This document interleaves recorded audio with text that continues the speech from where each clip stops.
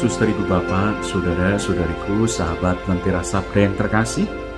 Hari ini hari Minggu tanggal 29 Desember 2024. Bersama dengan Gereja Semesta, kita merayakan pesta Keluarga Kudus.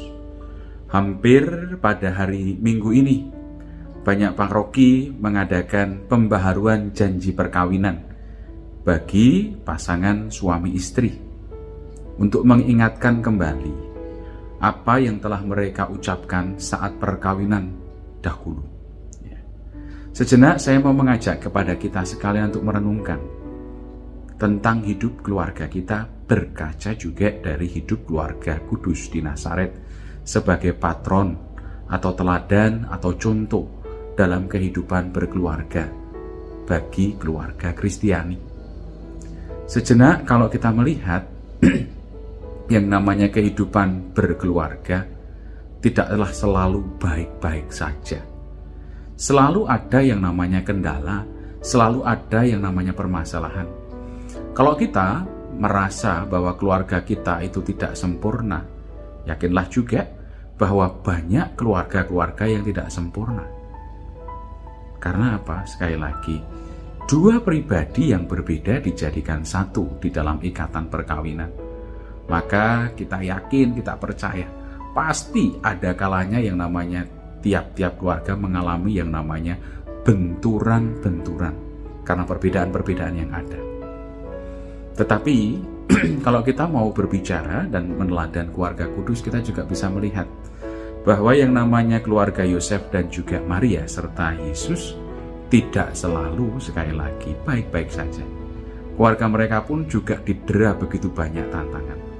Contoh, ketika Maria menerima kabar sukacita akan kelahiran putranya Yesus Kristus yang ada di dalam kandungan, pergulatan perjuangan pasti ada. Sebagai remaja putri, tantangan juga belum menikah. Lalu bagaimana? Yosef pun juga sama. Apakah aku mau menerima seorang wanita yang sudah menjadi tunanganku, yang sudah hamil tidak dengan aku?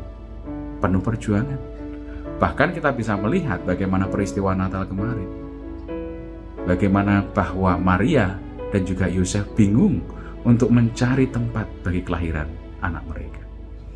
Tetapi hal yang cukup menarik, mereka tidak spontan atau bisa dikatakan langsung kemudian menyalahkan pasangan mereka.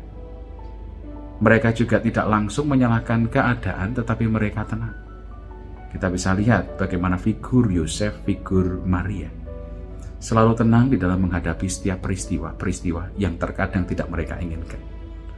Ketenangan hati membuat kita berpikir lebih jernih, menarik diri membuat kita berpikir lebih tenang, sehingga dengan pikiran yang tenang, dengan pikiran yang jernih, kita bisa melewati segala permasalahan. Berbeda halnya ketika kita menyalahkan, ketika kita gerusa-gerusu, maka yang terjadi justru perpecahan di dalam rumah tangga kita ketika menghadapi yang namanya persoalan. Oleh karena itu, sadar bahwa tiap keluarga pasti punya masalah. Yang kedua, sadari juga bagaimana aku menyikapi masalah seperti halnya keluarga kudus. Menarik pertama-tama diri, melihat kembali dengan tenang, sehingga bersikap dengan benar. Berkah dan juga rahmat Allah senantiasa melimpah atas diri kita, komunitas kita, dalam nama Bapa dan Putra dan Roh Kudus. Amin.